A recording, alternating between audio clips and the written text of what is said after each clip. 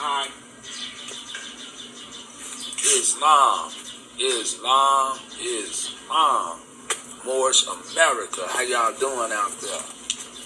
Man, I had to tune back in because one of the sisters that follow me, she was tuning in earlier this morning when I got on here and shot a live in support of Brother Tyrone Muhammad's new initiative on Righteous Endeavor. And, pardon me, let me tag a few people in here.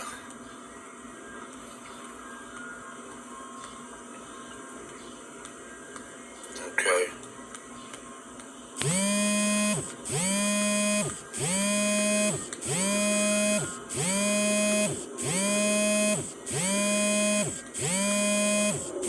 Okay, so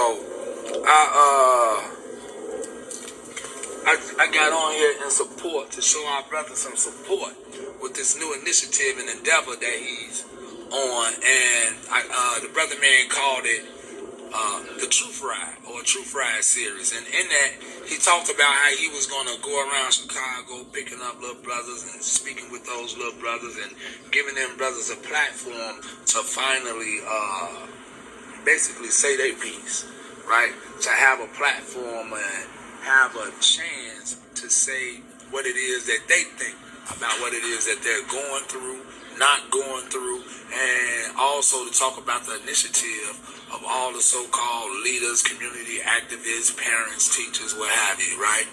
So when I began to shoot that live and I chimed in to support that brother and his endeavor, in the midst of my point making, one of the examples that I pulled out was the story of Ham. This is the part that the sister wanted me to come back on live and I guess talk about a little bit more. So the reason why I was talking about the story of Ham, and I gotta warn y'all, me, if I don't have something wrote down, my notes in front of me, I'm subject to be all over the place. Alhamdulillah for the revelations that he has given me, but it's so much stuff, man. Sometimes I connect the dots and I've been moved from one point to the next point. So, bear with your brother. I'm long-winded as well. Now, having said that, like I was saying, when the brother, the sister wanted me to chime in and finish relating the example and to talk more about the example that I was going to create about Ham, and I stopped. So, it was all coming from a place of watching our minds, man. It was coming from a place of being jealously on guard of whatever goes in not only our minds, but our children's minds, right?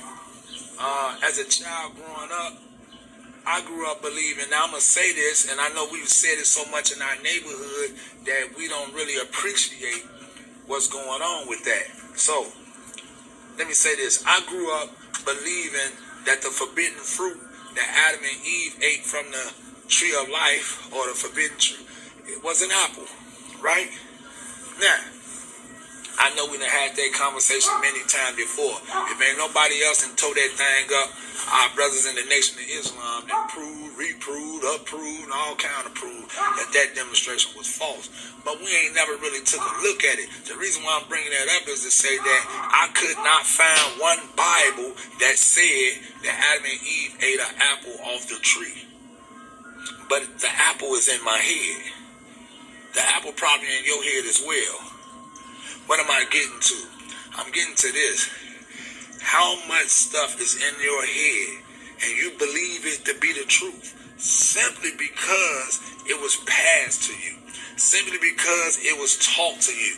You ain't never did no research on your own to check and see if it's proof. I don't care about facts. Forget facts. We're about truth. Truth over facts. Facts ain't nothing but a couple of things or a few things that a group of men and women then got together and agreed. They agreed that this would be factual. Don't necessarily mean it's the truth. It's just a matter of fact, right? Okay, now So getting back to Ham, the reason why I brought up Ham was simply because Ham is a very significant story to get on and talk about when you consider that all our life in church, we were told when Ham went into this tent with his father Noah. Let me set that up. In the Bible, Noah, the prophet Noah, supposedly got drunk and got so drunk that he fell into a drunken sleep within his tent naked. Okay?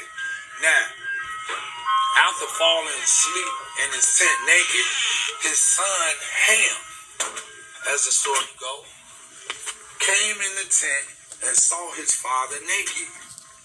After seeing or uncovering his father's nakedness, as the story goes, he goes out and he reports it to his brothers Shem and Japheth. Shem and Japheth don't look up on their father's nakedness. Instead, they take a cloth, a cloak or something, they turn backwards, they put it on their backs, and then they walk backwards, and they cover their naked father. Now,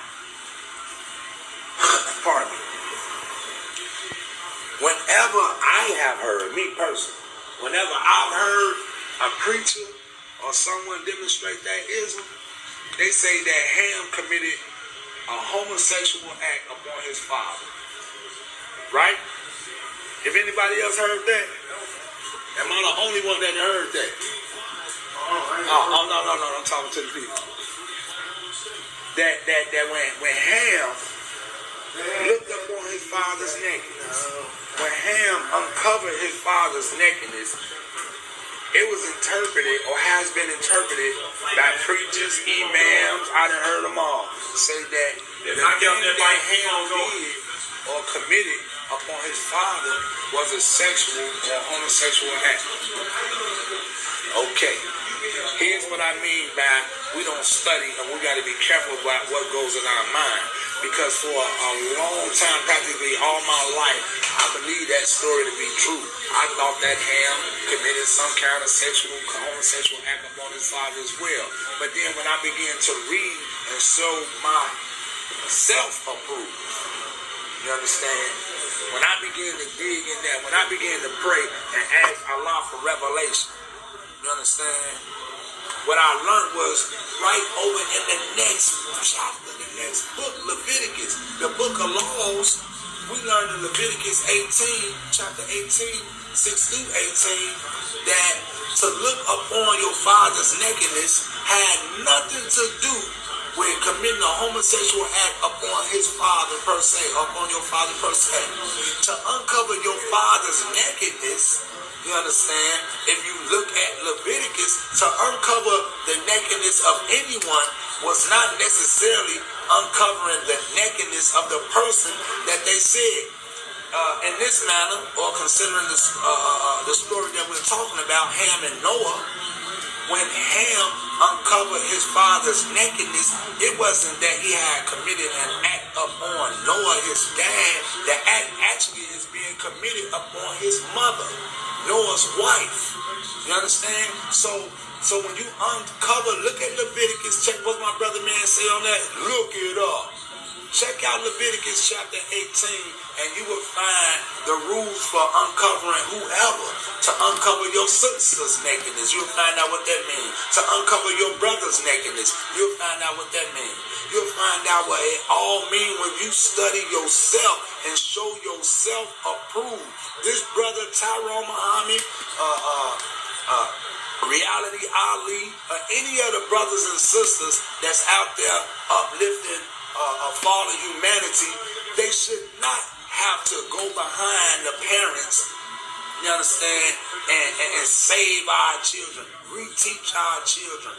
But they shouldn't have to, but that's what we're doing, right? Now, having said that, here's where the parents got to play a role in. See, I'm not up with talking to at-risk youth. I don't believe in at-risk youth without at-risk parents that make them that way. So if we're going to do that part, then the parents going to have to jump in. When your child come in from school, you need to check and see what that teacher has put in that child's mind that might take root and have that child walking around here with low self-esteem. Have that child not believing in him and his people. Have that child not loving their so-called skin color. Don't even think there's a content to their character. We're not watching our minds. And when you don't watch your mind, anything can get planted. That's your Garden of Eden. This is the Garden of Eden, y'all. Your mind is your Garden of Eden. And as a husbandman, over the garden, you must till the soil. You got to till that soil every day. Every night, you got to watch over. You got to watch for the serpents and the snakes, because anything can get in your garden if you ain't watching, if you're not attentive. You understand what I'm saying? Because Adam wasn't watching over his garden, a snake got in there. Because Adam wasn't watching his soil, weeds jumped up and choked the choicest flowers, the choicest thoughts, the righteous thoughts, the most divine thoughts, the thoughts and the kind of thinking that will assist in the uplifting of our fallen humanity is being choked out because we are not being attentive of our minds. Having said that, then what is it that we must put in the mind? That's what we got to know. What is it that we're putting in the mind? Because at the end of the day, this is a war about who can control the soil, the mind of the people. Why do I want to control the mind and the soil of the people? Because if I can soften the soil, I get to plant my seed. See? And that person that grows with my seed, with my teachings, with my knowledge, with my wisdom, I get a chance to live twice. I get a chance to live that many times more, depending upon how many people are living according to my philosophy, my opinion.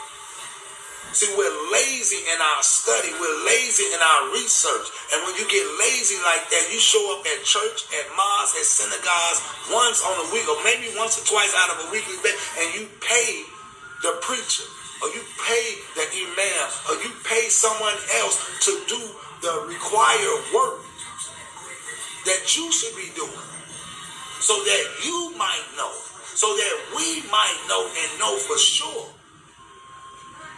Because we're lazy.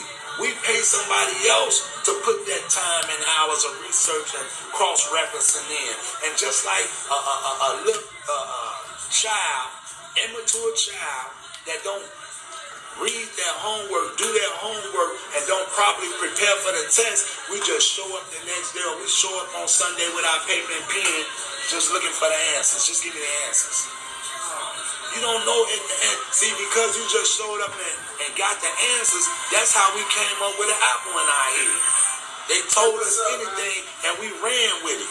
Because we just showed up looking for answers, you believe you a Negro. What's up, Fred? You believe you black, don't you? What's up, dude? So having said that, you know, when it's all said and done, let me show you about this. Let me show you something real quick about this Negro demonstration. Now, all of us and a lot of us are quick to say that we're not Negroes. Let's probably say that. All of us and any of us are quick to say we're not Negros. We're not Negro, right? Because we know that Negro in Spanish means black, right? Okay, that's just that. We say, why we not Negroes? Why y'all don't want to be called Negroes? Because Negro is tied to the state called slavery. We're no longer on a slave plantation, and we no longer demonstrate from a slave mind. That's a nigga, a Negro, that's all tied to that, right? So don't call us that. We're no longer going to be that. Okay, what are we going to call you? We black, and we proud.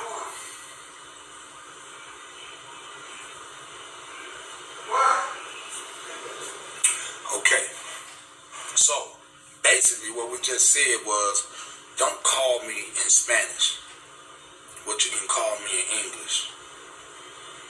Don't call me Negro, call me black. You know what you just said? Don't call me black, call me black. That's That's all. That's all. That's real talk. That's what's up. This kind of game they playing on us. These are the United Snakes of America. The United Snakes of America, man. They never say what they mean. They never mean what they say. That's why one word always has 6 to 13 different meanings. So they can always say, yeah, I said that, but I didn't mean it that way. It's always, now who else do we know do that but the devil? Who else do we know do that but Satan? No one else practices deceit. Men of God, women of God, we say what we mean and we mean what we say because we know we demonstrate the truth that is and forevermore will be. We ain't got to prop it up with nothing. Ain't got to lace it, sugarcoat it, none of that. You'll get it as given to me. But let's get back to it. The minds of our children, once again, got to be jealously guarded over, bro. And check this out. The children mind ain't gonna get right. We got to come up with an economic plan for ourselves that relates to us and our experience, and don't be apologetic about that. I'm not racist, but I am unapologetically racial. I love my people just as much as the Boricua, Puerto Rican brothers and sisters do. I love my people just as much as the Irish people love their people. I love my people just as much as the Germans love their people. I want to fly my flag in a parade that has meaning.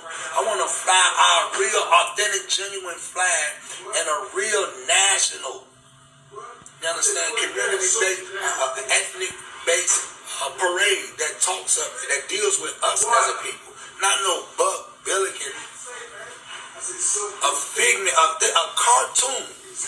Out of all the people, all these people got real flags. They got real national colors. They come from, we are given a Billiken. Have you ever looked at a Billiken? How you look? It looked like the Grinch that stole Christmas. Bud Billiken. Do anybody know who Bud Billiken is? It's the biggest parade in the whole country. And I believe 3/4 of us, if not more, don't even know who Bud Billiken is. We don't even know who we celebrate. This is how Satan will have you. Satan practice in deceit. Satan's practice of power, I should say, is in his ability to deceive us. For instance, God say, hey, look, here go my commandments.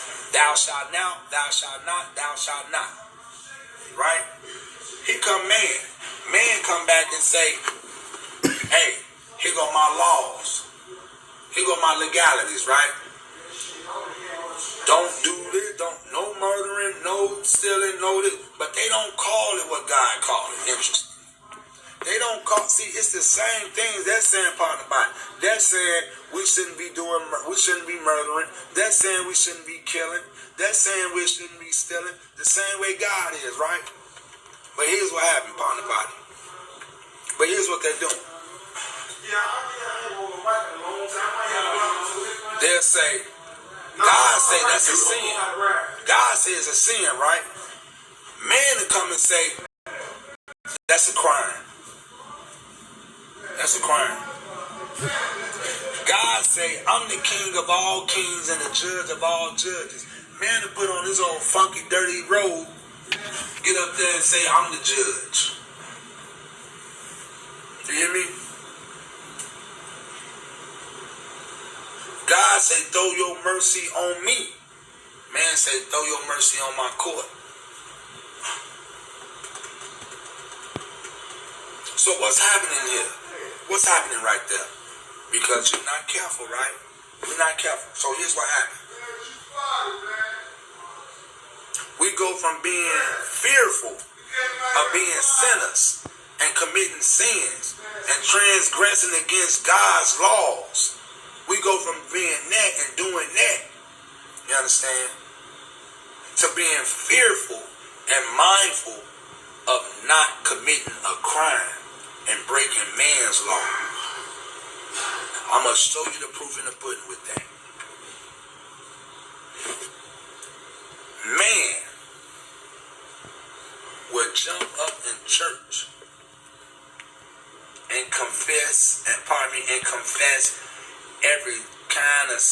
that they've committed. I don't care what it is.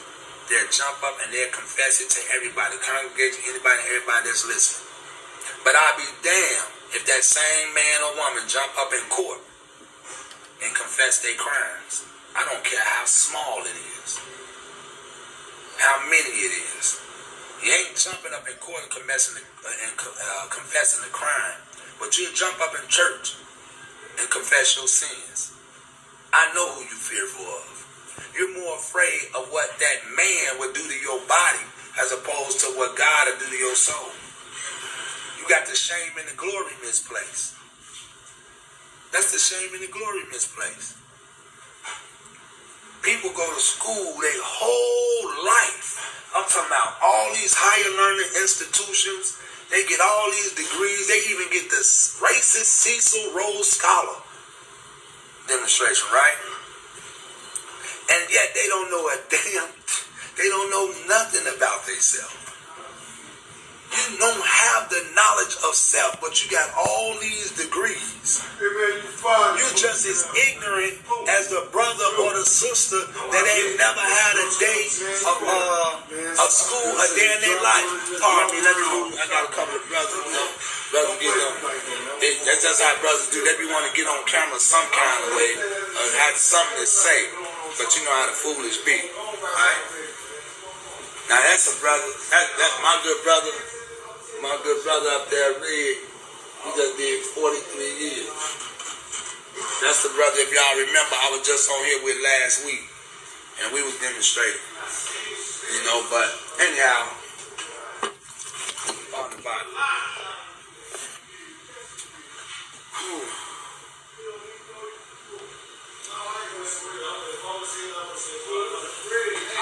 The man, the Garden of Eden. The plane of soul. It's all right here. It's feminine. It's feminine. You ever thought of it that way? You ever thought about taking care of your mind the way the Most High wanted us to do it? Huh? I got to move around a little bit so you guys don't hear all the noise and crap in the background. I live with a house filled with brothers who trying to get up and pull themselves up out of their bootstraps. Right? But again, when we don't jealously guard our mind, we'll think that we are true citizens of a country that has us as federal subjects. Right? Let's think about this. We're free, right? 1865, free, right? Okay. All right. We're free. Then all we need to do then is go according to the same Constitution, the same laws, the same legalities that everybody else has been going through, right? And going by, right? You don't have to go to the drawing board and draw up no new laws and policies for me to follow in order for me to be effective in life. Simply honor what you already got on paper. What you going to create a 13th Amendment for? Did you create a 13th Amendment for the Irish? Did you create a 13th Amendment for any other immigrants? Did you have to pass? Watch this. Did you have to pass a civil rights bill in order for us to vote? When we could have just went according to the same laws that allow you to vote. What are you doing when you go create something new? And remember, that's 13th Amendment is just that, an amendment. Anything that's amendable can be changed. So now, do you accept your freedom because Abraham Lincoln created a document, Emancipation Proclamation? That's not a law. It was a document. But because we don't check and we don't see it, because we don't check and we don't see, we don't know that every 25 years we need 38 states to say yeah so we can continue voting. Now, see, this is what I'm talking about where that fork-tongued United Snake crap come in at. Because if you gave us the right to vote when Martin Luther King was here, why the hell are we continually going back to Congress every 25 years to have the right to vote? Do you know that when Bush was going out of office, they had to renew? We needed 38 states to allow us to vote, and none of our people would have played a part in the Obama election. But they quietly did that. They quietly did that. And while I'm talking about it, quit allowing everybody to talk to you. Quit allowing, especially when it comes to spirituality, especially when it comes to God.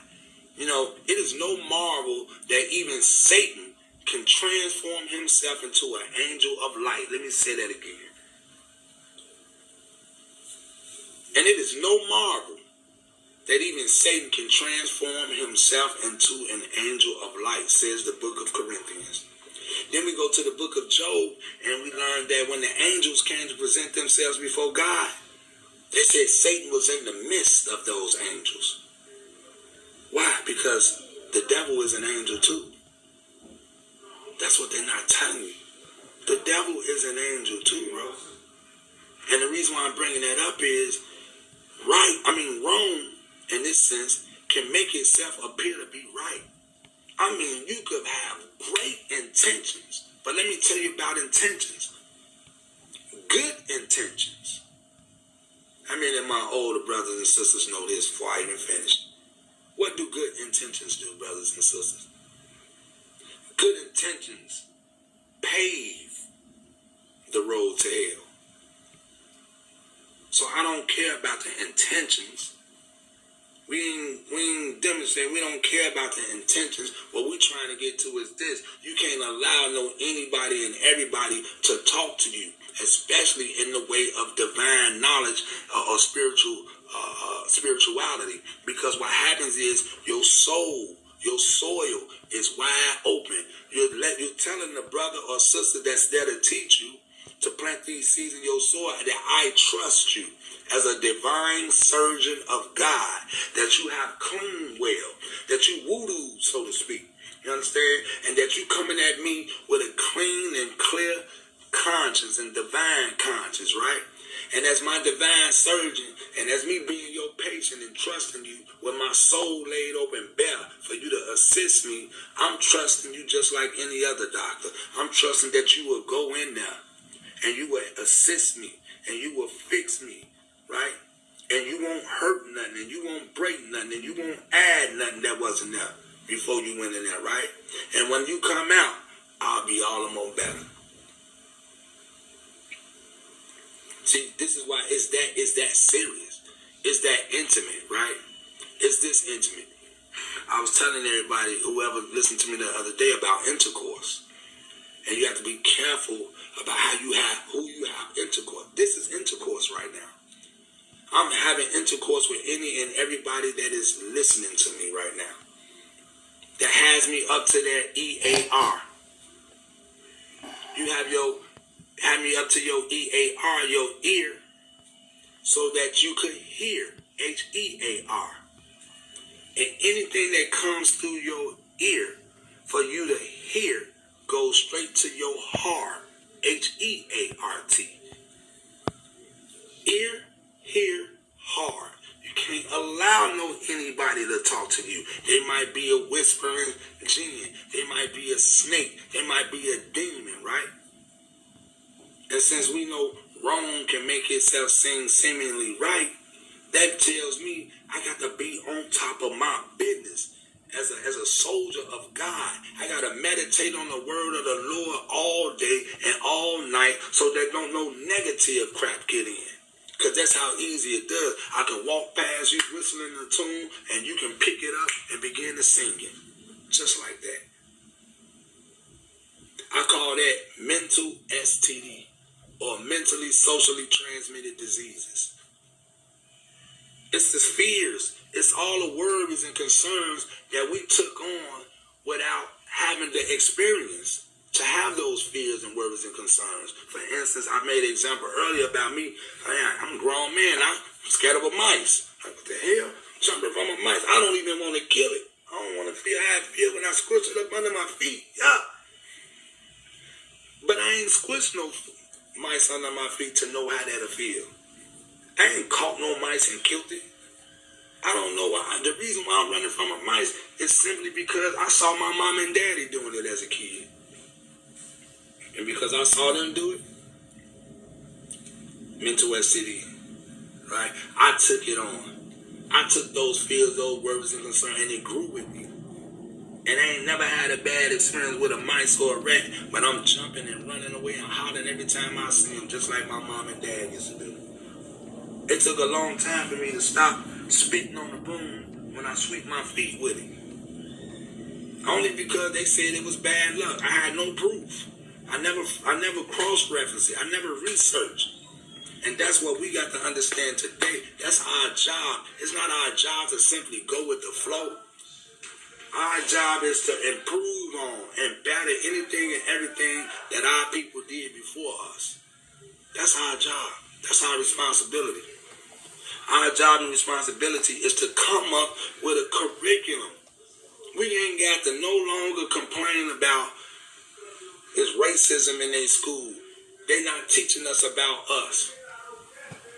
As I said before, when you give your child, put your child on punishment, whip your child, even if you reward that child because of the A or the F that they got in history, I need you to understand that you have just rewarded or punished that child according to a history that had nothing to do with them.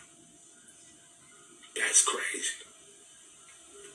Imagine you beating the skin, and you know how we get the skin beaten off you for getting an F in what is nothing but Caucasian, European, nationalistic history.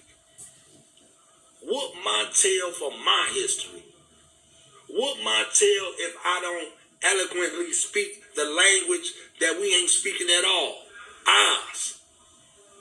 I'm not supposed to speak this. I'm not English. I'm not English.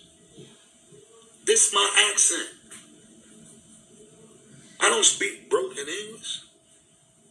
Because I'm not English. This is my accent, bro.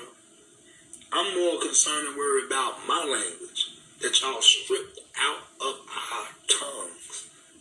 That's more important to me. As opposed to getting someone else's language right. As opposed to getting someone else's history right. I can get all their stuff right and you'll give me an A in them, but I get an F in us. And that ain't right. That's failing as a people. That's failing as a nation. For the lack of knowledge, my people perish. Because you have disobeyed my laws, you will no longer be a priest to me. I'm paraphrasing. I may be forgetting a little something. But for the most part, this is it. And this is why you got to research. This is why you got to go look to make sure. But the end of that says, because you have forgotten my laws, I will forget your children. I'm going to keep saying that because we keep saying, for the lack of knowledge, my people perish. And just stop. Like that's all that verse. No, my people, for lack of knowledge, my people perish. What's the knowledge that they lack? And the reason why they perish? The laws of God. We're ignorant to the laws of God, the ways of God. You don't know how to read nature. Prophet Muhammad was not called the unlettered or ignorant prophet because he didn't have book knowledge and book sense. He couldn't read divine science no more than you can or I can because we don't know ourselves. We'll call ourselves a God. And all our actions and all our language is evil and devilish. You're not supposed to speak the name of God with foul lips. If you demonstrate God, then I need to see God act. I need to hear God talk. Otherwise, I'm going to say it is no marvel that even Satan can transform himself into an angel of light.